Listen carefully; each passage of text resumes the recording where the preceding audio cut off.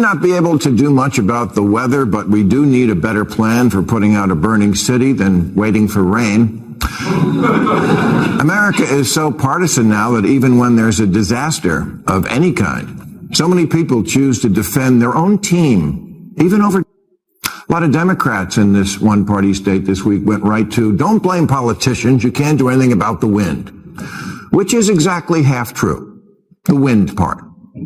Yes, fire is a tough fight out here, and yes, global warming absolutely makes it worse. But that's largely out of our control. What are we going to do? Pass a ballot measure to make sure Chinese stop burning coal? It's no wonder that in 2021, San Francisco issued only 2,000 permits for new homes. Sure, there are people living in the streets, but that's because we want to make sure the apartments they don't live in are perfect. I don't fear AI anymore because it couldn't possibly be any more robotic than the humans who run things now. Bill Maher has once again turned the spotlight on what he believes is a major force damaging California, and it's not the usual talking point people hear every day. During a tense and unfiltered moment on Real Time with Bill Maher, he laid out his argument in a way that was direct, sharp, and impossible to ignore.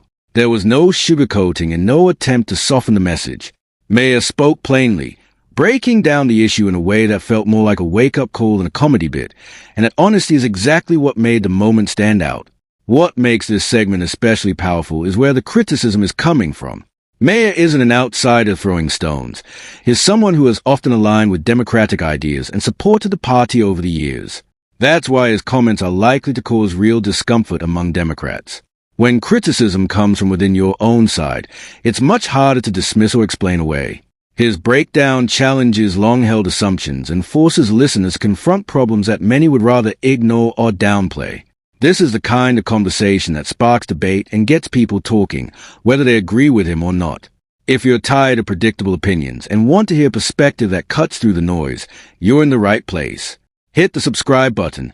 Get comfortable, and let's dive into what Bill Maher revealed and why it matters right now. But there is a deep state, which is the bureaucratic class that justifies its existence by making up new rules, and that's my job.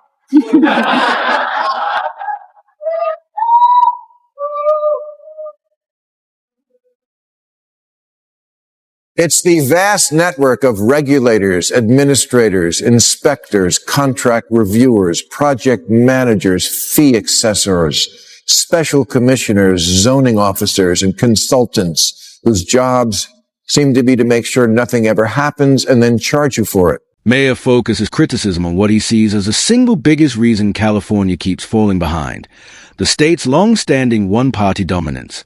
He argues that party loyalty has become so strong that many voters no longer judge leaders by how well they actually perform. Instead of asking whether policies are working or whether daily life is improving, people stick with a party label out of habit or identity. According to Maher, this kind of automatic support has slowly weakened accountability, allowing weak leadership to remain in power election after election with little fear of being challenged or replaced. He makes the case that this isn't just a local issue limited to California. In his view, it should worry the entire party. When one party controls everything for too long, real competition disappears, and with it goes the pressure to do better. Leaders stop worrying about results because they assume voters have nowhere else to go. Over time, mistakes pile up, problems go unresolved, and public trust quietly erodes. Maher also warns that one-party rule almost always leads to oversized and confusing government systems. Agencies grow, departments overlap, and rules stack up on top of each other with no one stepping in to simplify or question them. Efficiency takes a backseat, innovation slows down, and costs keep climbing while basic services decline. His message is straightforward and hard to ignore. When power isn't challenged, it stops working for the people. Instead, it begins protecting itself, and California, he believes, is now feeling the consequences of that long-term complacency. San Francisco, the city's so nice you'll step in poop twice.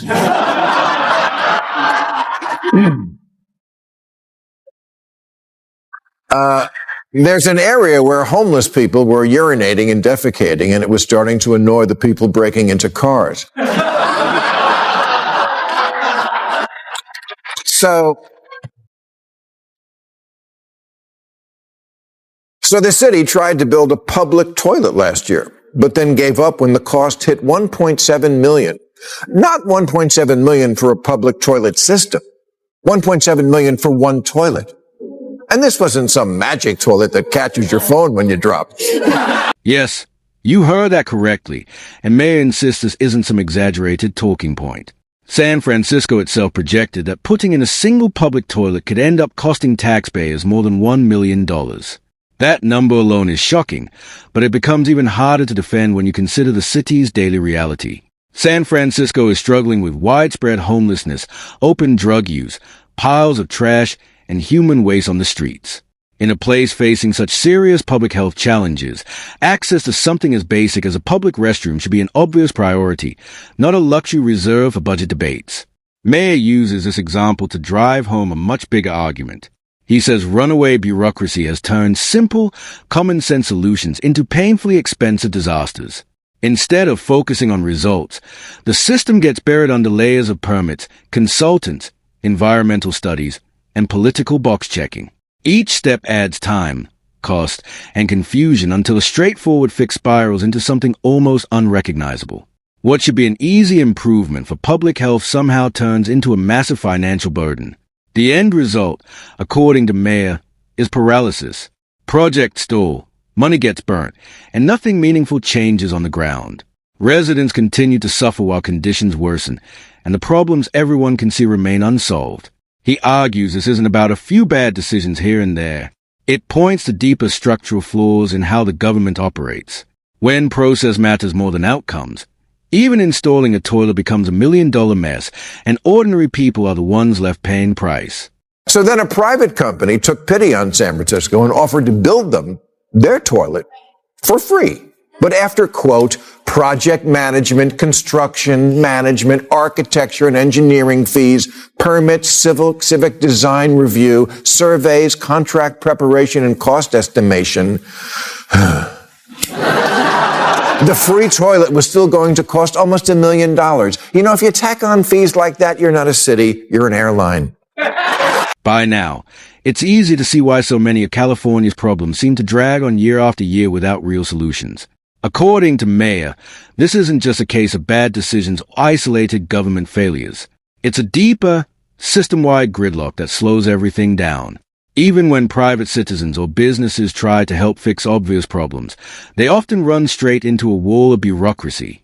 Permits, approvals, reviews, and compliance checks pile up so quickly that promising ideas rarely survive long enough to make a difference. By the time approval finally comes, costs have skyrocketed or the momentum is completely gone. Maher's broader point is that this kind of paralysis is built into the system itself. When one party holds power for too long without serious competition, there's little motivation to simplify rules, improve efficiency, or question whether all that red tape is actually necessary. Over time, the bureaucracy stops being a tool to solve problems and starts acting like a shield to protect itself. Procedures become more important than results, and reform gets pushed to the bottom of the list. He also argues that this cycle continues because voters rarely push back. Without real political pressure or the threat of losing elections, the system has no reason to change course. Mistakes don't carry consequences, and inefficiency becomes a norm rather than the exception. Until Californians are willing to challenge the one-party status quo and demand better results, Maher believes many of the same problems will keep repeating, unresolved and unchecked. It feels like San Francisco is actually proud of being impossible. Asked about the toilet, a spokesman for the Department of Public Works said, "We are a city of public input." Okay, but I'm stepping in public output.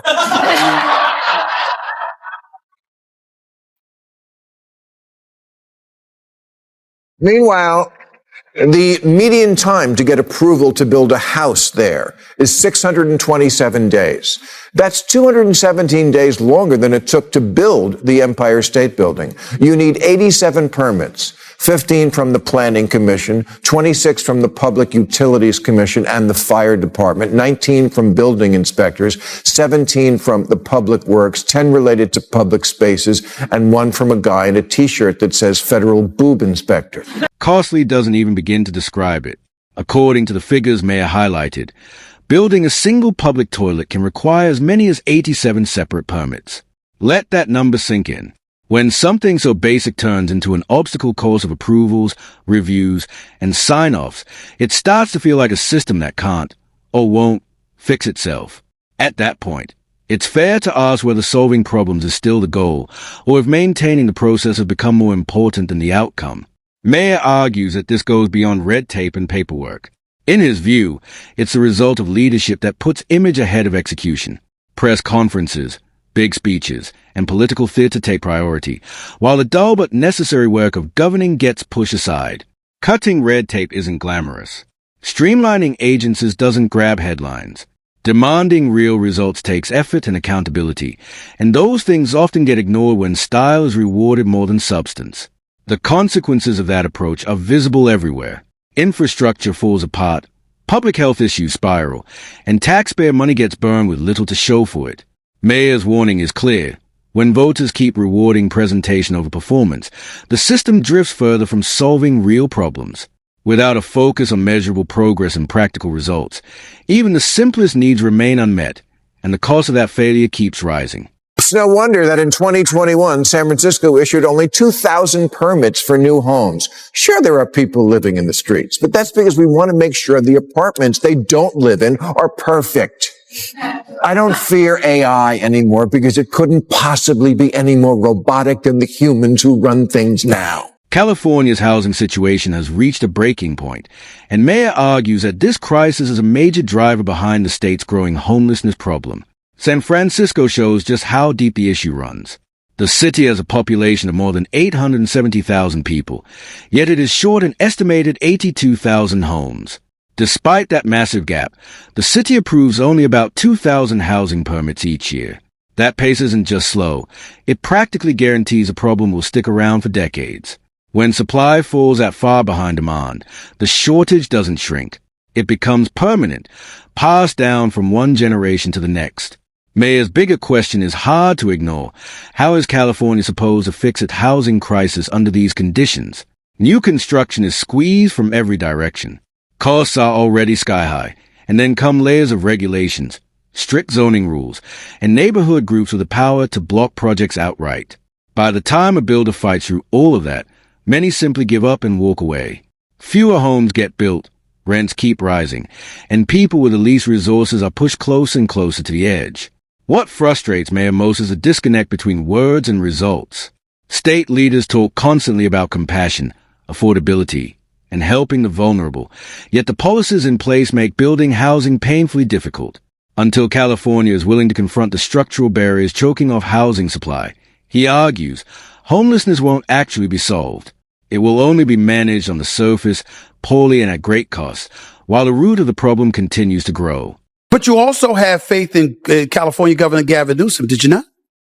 I'd love him as a candidate. Yes. I mean, you're right. He's not exactly what I'm describing now. Right. I think he'd be a great candidate. He has shown in recent months the ability also to move to the center. He would have to do it a lot more. Mm-hmm. But as a candidate, he looks great. Great speaker, very forceful, can be mean, which is really important. Mm-hmm. And he can do it. He also has the backing, certainly should, of where the energy is in the Democratic Party, the far left, because, he's been out front on a lot of very liberal issues, which I think is great. Gay marriage here in California and stuff like that, pollution, all sorts of stuff that we believe in. Maher has never been shy about showing respect for California's governor, but has also made it clear that he's done pretending everything is working. In his view, Gavin Newsom's main weakness isn't a lack of brains or drive. It's ideology. Maher argues that Newsom has leaned too far into the most extreme positions within his party, and that choice has ended up weighing down his ability to govern effectively. According to Maher, the path forward is straightforward, even if it's politically uncomfortable. He believes Newsom needs to move back toward the center. That doesn't mean abandoning core values or betraying principles. It means facing reality and adjusting course. By easing up on rigid progressive dogma, Maher says the governor could finally start cutting through California's thick, suffocating bureaucracy and tackle the problems that have been allowed to grow unchecked. That's where real change would begin. Fewer layers of red tape, quicker approvals, and policies judged by whether they actually work, not by how good they sound on television. Maher's message is sharp and unapologetic. California doesn't need more slogans, talking points, or virtue signaling. It needs leadership willing to step away from the extremes, make hard decisions, and govern with results as a top priority. But, he does have a long trail to lose the baggage of governor of the most liberal state in the country. I tell him face to face, I've said it on the show, he went too far left for me often. But it is encouraging to see that in at least 3 places I can think of, he has moved it back to the center. But he's got a long way to go if he wants to do that. Do you think a far lefty can win a national election in this day and age? A presidential election. Do you think that could happen? Far left, you mean like AOC? Yes. I'm just whether it's what you said about Newsom, whether it's an AOC. I mean, do you think somebody like that can win a general election for the presidency of the United States in this day and age? I don't think so. I don't think so either. Maher doesn't soften his words here. He argues that if Gavin Newsom ever wants a real shot at winning a national election, he'll have to put some distance between himself and the most polarizing cultural battles. In Maher's view, Newsom has positioned himself as a public face of nearly every high-profile culture war issue tied to California, and that may work inside a deep blue state, but it becomes a serious problem on the national stage. What plays well with progressive audiences in California doesn't translate the same way to voters in the Midwest, the South, or even parts of the Northeast. Maher believes many swing voters see these highly charged cultural positions as out of touch with their everyday concerns. By placing himself front and center on the most extreme woke causes, Newsom has, in Maher's telling, locked his political identity to policies that feel divisive, impractical, or disconnected from real life for a large portion of the country. Maher also links those priorities to California's broader struggles. He argues that the focus on ideology over execution has helped fuel bloated bureaucracy, rising costs, and ongoing policy gridlock. His warning is simple and direct. National elections aren't won by passing purity tests within a party. If Newsom can't adjust his message, step back from the extremes, and speak to the political center, Maher believes any presidential ambitions will be over before they even begin. May not be able to do much about the weather, but we do need a better plan for putting out a burning city than waiting for rain. America is so partisan now that even when there's a disaster of any kind, so many people choose to defend their own team, even over. A lot of Democrats in this one-party state this week went right to, don't blame politicians, you can't do anything about the wind. Which is exactly half true. The wind part. Yes, fire is a tough fight out here, and yes, global warming absolutely makes it worse. But that's largely out of our control. What are we going to do? Pass a ballot measure to make sure Chinese stop burning coal? Maher then shifts his focus to the wildfires that tore through parts of the Palisades, and his criticism doesn't hold back. It is clear that wildfires are complicated and that some elements, like extreme weather and climate conditions, are outside the state's control. But he refuses to accept those realities as an excuse for what he sees as a slow and disorganized response. In his view, leadership still bears responsibility for how prepared the state was when the crisis hit. Maher argues that years of poor planning, mismanagement, and bureaucratic gridlock left California vulnerable long before the first flames appeared. Fire prevention efforts fell short, response systems were tangled and inefficient, and resources weren't mobilized with the speed and coordination the moment demanded. When time mattered most, the system moved too slowly, and the consequences were severe. For Maher, this wasn't just a natural disaster. It was a test of government competence, and he believes California failed it. His broader message is harsh but clear. When government becomes oversized and overly focused on process, it loses the ability to act decisively in emergencies. And when that happens, the cost isn't measured in bad headlines or political fallout. It's measured in homes destroyed, communities shaken, and lives permanently disrupted. Axios ran a story on how getting the water out of the hydrants in Pacific Palisades was more complicated than it seems. I'm sure it is. I'm sure it's very complicated. That's why I pay 13% of my income in the state every year to people who I assumed were working on things like this. When you put all of this together, Maher's argument becomes hard to dismiss. California's problems, in his view, aren't random, and they aren't impossible to solve. They are largely self-inflicted. Years of one-party dominance have created a culture of complacency, swollen bureaucracy, and leadership that seems more concerned with ideology and image than with real-world results. Whether it's million-dollar public toilets, 87 permits for a basic project, or a housing crisis that never seems to move toward a solution, the pattern is always the same: endless procedures, no sense of urgency, and almost no accountability. Maher is careful to point out that his criticism doesn't come from hatred or resentment toward California. Quite the opposite. He sees a state with enormous wealth, talent, and influence, and he believes it's being squandered. In his eyes, California isn't failing because it lacks resources or smart people. It's failing because it has wrapped itself in layers of rules, political blind spots, and performative governance that make real progress painfully difficult. His warning to Governor Newsom and the Democratic Party is direct and unsparing. The California model doesn't work on a national scale. Voters outside the state are far less tolerant of symbolic politics and cultural posturing when basic problems go unresolved. In the end, Mayor's message is simple and blunt: reform the system, allow real competition, and govern like outcomes actually matter, or keep doing the same things and accept the poor results that follow. And that brings us to the end of today's video. If you enjoyed it, hit the like button and subscribe to the channel for more content like this. Thanks for watching, and I'll see you in the next one.